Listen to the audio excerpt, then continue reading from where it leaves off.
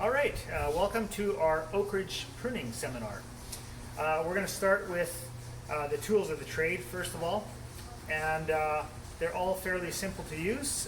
One tool I don't have here is the chainsaw. We won't demonstrate that today, but your basic tool of need is a bypass pruner. Bypass pruners have a blade and then a hard edge that the blade comes along and slices. This Felco pruner number 2 is the best on the market. It's the most durable. It's got replacement blades. A little bit on the pricey side, but for anyone that's going to do extensive pruning, this is the tool for the job. There's many other pruners on the market that are similar. This is just the best. It's the best brand. This pruner here, you can cut up to approximately 1 inch branch. From then on, you're going to have to go to a bigger tool. Over here, I've got a bypass lopper. When it's got long extended handles, it's called a lopper. This tool here typically will do up to 1.5 inches. So these pruners over here do up to 1 inch, and these ones do up to 1.5 inches. Same style. This one here has maybe a little bit of a curved hard edge, so it can grab the branch a little bit better, and then it's got better force with the longer arms, easier to cut through. Similar to this is you have these ratcheting loppers. Now these ones are specifically meant for cutting through dead wood, but you can also cut through live wood as well. Reason why this one is for dead wood is because the blade actually cuts right onto this hard surface over here. So when you have dead wood, it's really hard and crusty. It's not as smooth and supple to cut, so it needs a hard surface on the back.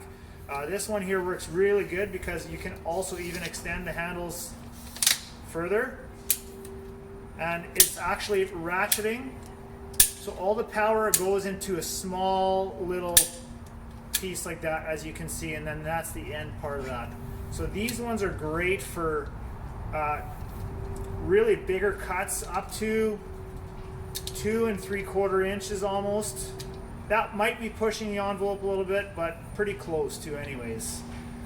And from then on, once you get to bigger branches, I'd say 2.5 inches or bigger, you want to start with these. If you have very little pruning, you'll want to start with this is called a pruning saw. It looks really quite simple. It is actually an excellent tool. You can find these anywhere. Keeping the blades sharp to take them to someone who sharpens them is a good idea if you're doing lots of this. When you're getting to a bigger branch, the weight of the branch is going to be quite heavy. So because of this, you'll want to do an undercut, and this model here has an actual model where you can actually go underneath the branch and cut it. Reason why you'd want to cut the underside of the branch is so that the bark doesn't peel off when the branch falls. So you cut the bottom of the branch first, and then you cut it through from the top down to that bottom so the branch falls. That's it for the actual tools of the trade for that. But there's also, once you're getting into bigger cuts, you've got pruning paint. It's basically just a spray nozzle, and then you can move on to pruning sealer, which does the same thing. It's like a wax, and you just apply it on the open wound. And that is pretty much it for the tools of the trade.